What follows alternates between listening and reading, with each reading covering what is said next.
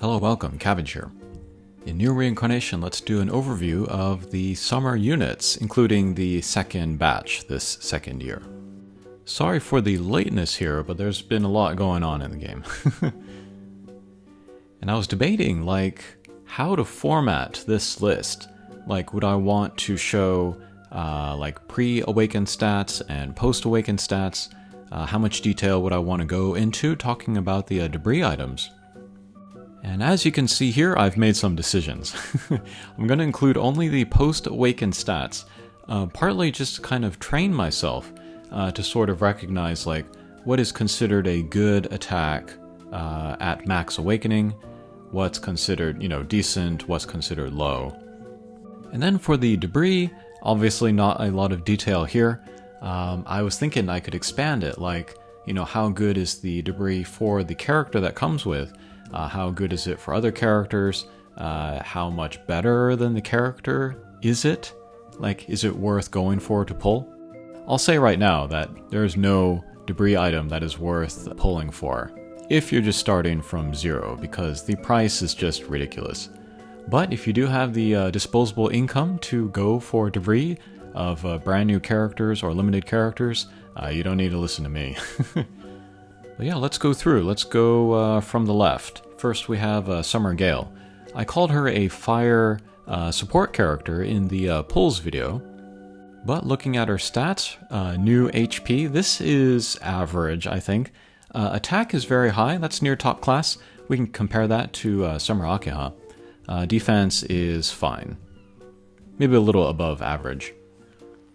No agility, no extra agility, which is unusual for Gayle. But she does have some critical damage up. Character skill, I think it's a 4 hit, and then we'll buff the attack for the party. So that kind of works like the abstract Gayle, which is cool. And to be honest, I prefer the attack up buffs from Gayle more than from Griff. For subjugations, because they have more hits on them. Griff, it's 1 or 0, but for Gayle, it's 4 or 5, so it's pretty good. She'll also buff, I think, critical damage for the party. And then her passives, critical damage for the party. Fire weapons will give extra stats for the party. And then the awakening passive, which is the third awakening level, will raise attack up for the party. So yeah, nice support character, but should have some good damage output herself. And then her debris, it says character skill fill fire. What that means is that at the start of battle, the character skill will begin with a little bit, 10%, 15%, if they are equipped with a fire weapon in the main hand. That's still pretty niche, so I don't think that's necessary to go for. And then weapons, we can still think about this in the old terms, but that's decent HP, that's very good attack for a short sword, and then decent defense. Weapon skill, buff the critical rate for the party, and then team attack 30 for 30. This is a 30% buff for 30 seconds, excellent for subjugations. Passives, attack up, and critical rate. It's okay as a sub-weapon, but yeah, I think you really want to use it as a main for subjugations. Okay, next we have Summer F66X. She is maybe she has the spotlight on her with this banner, and I think for good reason. But she might have a big influence on Arena, similar to Nier's 063Y or Anniversary Demas. But maybe not as much. I'll talk about that as we go through. But HP, that's got to be top class at this point. Attack, I want to say that's low, and then defense is good. Average agility and critical. Character skill, new ability, compromise. What this will do is it will be charged at the start of battle, and then when she uses it, the opponent, if they use certain status effects, it will be blocked. The most notable of which is Provoke. So yeah, if you can get this out before Nier 063Y with his Provoke, then you'll be free to attack anybody that you target. And so, this might be a better skill for an attack party where you can, target rather than a defense party. And then it's mostly only good against 063Y. Against teams without him, you're not going to get the full benefit from the skill. But we see a plus attack there. you can still buff the attack for a party 15%, so it's never going to be a useless character skill at the beginning of battle. Character passives, they're all for the team. Team attack up for 60 seconds. You can layer on top of that if you wanted to build up for subjugations. Team stats up, dark weapons, and then team HP up from the Awaken passive. And then her debris, this will speed up cooldown of weapon skills when equipped with a dark weapon. This is pretty good, but still not worth pulling specifically for. And her weapon, very nice, a dark staff, 40k HP, that's pretty crazy. Low attack, decent defense. Weapon skill also has an attack 30 for 30, so another great choice for subjugations. And then buff the agility. And then passives, HP up, agility up, 60 seconds. Not a lot of staves or dark weapons with that limited time agility up. Okay, here we are looking at the last year's summer characters. Some of them are still very good. Here we have Summer Akeha. Somebody asked me if she was still relevant, and then I answered their question with a question. How relevant is A2? And I asked that because different people have different opinions about A2, like how relevant she is now. But basically just a high attack beat stick. There's nothing really special about her. No support, no agility, no like any tricks or anything, just big damage and that's it. But HP and defense are average, attack is high, agility and critical rate are average. Character skill, this is very similar to A2's, more damage on critical hit. But one big demerit for Akeha, and that is one less hit, 3 hits rather than 4. Character passives, attack up, and then damage mitigation. This is good for like tower and stuff. You can take less damage. And then the awakening passive is defense up. Not great. We can see even there, her defense is not very high. Her debris, however, is very interesting.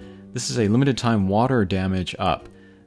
Damage, I say this all the time for various mobile games, but damage buffs or damage mitigation on the defense side are among the strongest buffs in the game because they are applied last.